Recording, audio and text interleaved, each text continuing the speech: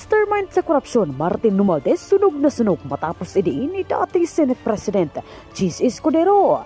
Chis, ikinatang kontrolado ni Romualdez ang mga testigo sa Senado upang idawit ang mga senador na humahadlang sa kanilang kasiyahan.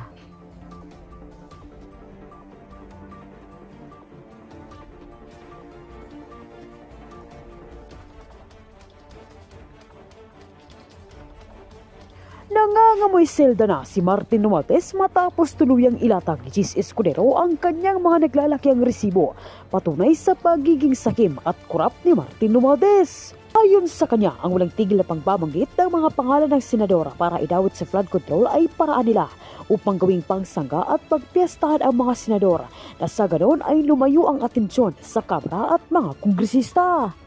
For what is right? Ano nga ba ang ginawa nila sa akin? Una, hinalungkat ang isyu ng campaign contribution na tinanggap ko mula sa isang individual na may-ari ng kumpanyang nakakuha ng kontrata sa gobyerno. Inipit niya ang budget ng COMELEC sa Kamara dahil dito at binusisi ang di umano kaso kong ito. Subalit, Ginoong Pangulo, tulad ng sinabi ko sa simula ng aking talumpati, kapag ka nagturo ka ng daliri kanino man, may tatlong daliring nakaturo pabalik palagi sa iyo. Anong nangyari? Hindi ba't biglang may lumabas na ulat ng PCIJ na ang dami naman palang opisyal, hindi lang senador, mas mataas pa ang tumanggap din ng ganung uri ng kontribusyon noong 2022 elections? Ang tanong ko ay simple. Kung legal at walang mali sa ginawa nila, edi dapat legal din at tama ang ginawa ko. Pero bakit ako lang ang iniimbestigahan tungkol dito? Higit pa doon, Ginoong Pangulo, hindi ba tayon kay Mayor Magalong merong 67 na miyembro ng Kamara na kontraktor? Ito po ay mga miyembro ng Kamara na may construction firm na nakakuha ng kontrata sa gobyerno. Kung bawal talaga ito, ibig sabihin ba niyan, bawal na nilang gastusin ang sarili nilang pera para sa kanilang sariling kandidatura? Bakit hindi din binubusisi yun? Bakit hindi inaalam yun? Ako lang talaga? Pangalawa, inintriga ni Martin Romualdez ang dating liderato ng Senado dahil sa pagkakaupo at pagdinig ni Senator Marcoleta sa Blue Ribbon Committee dahil marahil sa pananaw niya ay hindi siya safe kay Marcoleta.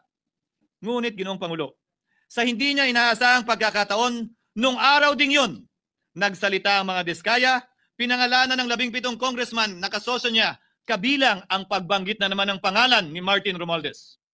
Karamihan sa mga kawani ng DPWH na nabanggit sa itaas ay paulit-ulit na binabanggit ang delivery ng pera ay para sa kaisaldico na dapat at least 25%. Si Kong Marvin Rillo naman ay ilang beses na binabanggit ang pangalan ni Speaker Martin Romualdez bilang kanyang malapit na kaibigan. Isa na naman po itong patunay, Ginoong Pangulo. Kapag ka nagturo ka ng daliri sa iba, may tatlong daliring nakaturo pabalik sa iyo. Pangatlo, sa pagdinig ng Blue Ribbon Committee kung saan ni-name drop ako ni Yusek Bernardo, bagaman inamin niyang personal na mismo na hindi niya rekta kung nakausap o binigyan ng anuman, bigla namang tumestigo si retired Master Sergeant Gutesa at muling pinangalanan si Martin Romualdez na hinahatiran daw niya ng pera sa mismong bahay nito. Ang bawat malita ay may lamang humigit kumulang 48 million pesos. Kalimitang dinadala sa bahay ni Congressman Saldico, ibababa lamang namin ay 35 malita para i-deliver sa bahay ni House Speaker Martin Romualdez. Gamit ang script niya sa pagturo sa akin, ayan na naman. May tatlong daliring nakaturo palagi pabalik sa kanya tuwing ginagawa niya yan. Ulitin ko po for the record, Ginoong Pangulo, ang sinabi ni retired Master Sergeant Gutesa. 35 maleta ng pera na naglalaman na mahigit kumulang 48 milyong piso bawat isa o kulang-kulang 1.7 billion pesos sa isang delivery. Ay di umano hinatid niya sa iba't ibang bahay, sa iba't ibang pagkakataon ni Martin Romualdez. Subalit, sa kabila ng lahat ng ito, hindi ba nakapagtataka? Bakit hindi sinasama si Martin Romualdez sa anumang investigasyon? DOJ man, NBI man, AMLAC man. No ako po ay pinuntahan. No ako po ay dumalo sa imbitasyon ng ICI bilang resource person. Binanggit ko at tinanong ko din ito sa kanila. Ganito ba katindi ang kapangyarihang hawak ni Martin Romualdez?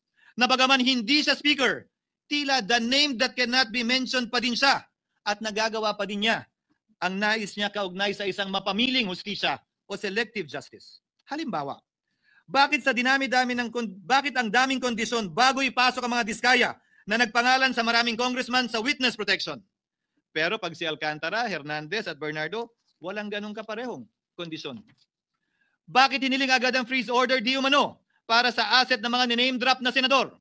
Pero maliban kay Congressman Zaldico na mukhang nilalaglag na nila, ni isang congressman walang request para sa freeze order. Pagdating naman kay Martin Romualdez na diniliveran ng bilyong piso sa bahay mismo niya, ang sabi ay, quote, "We will work on it lang." Bakit interesado ang lahat sa 6 na senador na idadawit di umano ni Bryce Hernandez na handang-handa tayong alamin sana kung sino-sino sila para mapagpiestahan natin sila? Pero nung sinabi ni Bryce na hindi pala senador, kung hindi kongresista lamang ang papangalanan niya, aba, biglang naglaho ng parang bula ang atensyon. Parang wala na nagtanong. Parang wala nang interes para alamin. Sino-sino nga ba yung mga yan? Kung ako po yung tatanungin nyo, alam ko merong 6 na senador eh. May nagtatanong sa akin, bakit wala si Cheese? And my answer to that is, Yeah. I'm almost sure, no, probably hindi ma-mention si Cheese simply because walang insertion doon. Si Sa Bulacan. Escudero, wala doon. Hindi po senador yung laman nung computer ko. So fake news yun, ha? May 6 na senador na nunumbrahan mo daw. Mga congressman yung nasa computer mo. Yes, yung nasa computer ko po, congressman po. Okay, thank you.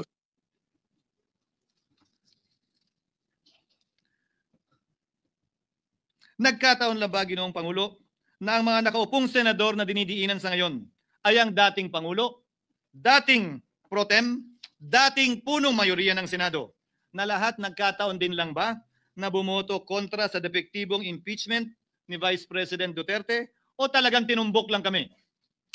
In other words, Mr. President, are we truly for transparency and accountability, or are we merely offering a politically convenient sacrificial lamb in an attempt to appease the rage of the people? What is painful, Mr. President, is that along the way, reputations have been disparaged and tarnished. Innocent persons have been implicated, and the Senate is slowly but surely being destroyed. Nagkataon lang po ba na ang lahat ng ito o ito'y sumusunod sa isang script, direksyon at basbas ni Martin Romualdez? Sa kanyang script na naglalayong ilihis ang galit ng bayan mula sa kanya at sa mga kasabwat niya at ituro ito sa Senado at mga senador. Ginoong Pangulo, ang script at sarswelang ito ay di uubra dahil napakalayo po nito sa katotohanan. Napakasama sa panlasa at tinitiyak ko sa inyo, hindi po ito matatanggap at lulunukin ng sambayan ng Pilipino. I've been in public service for 27 years. I've never been accused nor charged with corruption. This is the sterling record which they are trying to tear down, and I tell you, they will not succeed. I will defend myself, Mr. President, against these malicious and false allegations. In fact, I have already filed and will be filing necessary and appropriate charges against my accusers and prove them wrong. And with the help of the Almighty, I will be vindicated and declared innocent, I am sure. Kaya ko po ipagtanggol ang sarili ko, Ginoong Pangulo. Ngunit, Ginoong Pangulo, sino po ang nagtatanggol sa ating institusyon? Kaya't ang aking tanging hiling po sana sa inyo, Ginoong Pangulo, at sa ating mga kasamahan sa Senado. Labanan po ninyo at huwag niyong pahintulutang ang mapamiling hustisya na lantarang nangyayari sa harap natin ngayon. For what is happening now is selective justice and mob justice. Members of the Senate have been thrown off a cliff before the court of public opinion in an attempt to mollify the people's rage, thereby covering up the real perpetrators and giving them a chance to get away. Mr. President, I will not allow justice to be weaponized against the innocent to protect the guilty, because this corrodes the legitimacy of the law before our people's eyes. Wala pong naniniwala, bagkos lahat nagtatanong, bakit walang congressman nakasama sa investigasyon? But what about the other congressmen in Bulacan?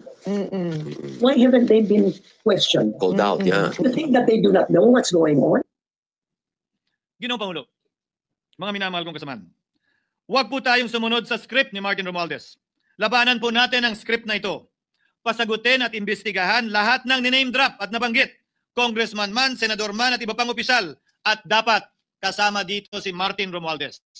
Ginoong Pangulo, hindi ba natin nakikita na pili tayong pinag-aaway-away? Mayaman, mamamayan laban sa lingkod bayan, lokal laban sa nasyonal na opisyal, congressman laban sa kapwa congressman, at ngayon, senador laban sa kapwa senador, pamilya laban sa pamilya, Pilipino laban sa kapwa Pilipino. Ginoong Pangulo, tandaan po natin, mas madaling manipulahin at ang nag-aaway at nagkakawatak-watak na bansa. At ito ang eksaktong gusto nilang mangyari. Ito, sa aking paniniwala, ay bahagi pa din ng script at sarswela na nais palaganapin ni Martin Romualdez upang lituhin, guluhin, linlangin at sirain ang ating lipunan at bansa para lamang huwag siyang mabisto. Sana ay huwag nating payagang mangyari ito. Ginoong Pangulo, tulad ng sinabi ko sa simula ng aking talumpati, sa kada mapang-akusa at mapanghusgang daliri na ituturo ninyo sa inyong kapwa, lalo na kung walang basihan, merong 3 daliring palaging nakaturo sa iyo pabalik. Sana po, maging mapanuri tayo. Huwag dali-daling magturo at maghusga dahil lamang sa napakinggan. Huwag tayong sumabay, kumampi, at magpadala sa script at sarswela ni Martin Romualdez. Kung kayo ay kakampi ni Martin Romualdez, pues sumunod kayo sa gusto nila. Una, maniwala kayo sa mga sinasabi ng testigo niyo na nagtuturo lamang sa mga senador. Pangalawa, ibuhos niyo ang galit niyo sa Senado at ng mga senador at palayo kay Martin at sa mga congressman. Pangatlo, pagdudahan at sirain niyo si Sergeant Gutesa na bukod tanging hindi nakinabang at walang bahid at hiningi anumang kapalit sa pagsabi ng katotohanan.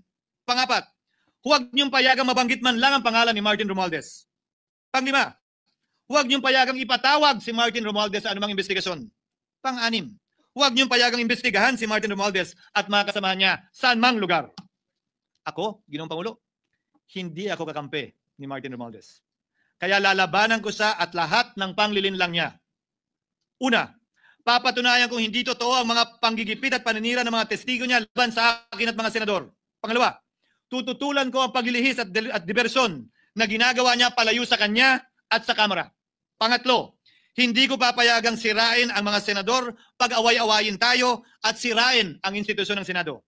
Pangapat, pinaniniwalaan ko at saludo ako kay Sergeant Gutesa at iba pang katulad niya sa paglabas ng katotohanan. Panglima, hindi ako matatakot banggitin ng paulit-ulit ang kanyang pangalan, Martin Romualdez. At ipaglalaban kong ipatawag at imbestigahan si Martin Romualdez at lahat ng kanyang mga kasangkot at kasama. Ginoong Pangulo, mga minamahal kong kababayan, kung nais niyong lumitaw ang katotohanan, kung nais niyong panagutin ang tunay na salarin, kung nais po niyong makulong ang tunay na may kasalanan, huwag ninyong kampihan si Martin Romualdez. Punitin natin ang script ni Martin Romualdez. At higit sa lahat, huwag magpadala, huwag sabayan, huwag maniwala sa sarswela na nilalako ni Martin Romualdez. Maraming salamat po, Ginoong Pangulo, at magandang hapon po sa ating lahat. Thank you, Senator Francis J. Escudero. Majority Leader, Yes, for me to suspend, Mr. President. session is suspended for 1 minute.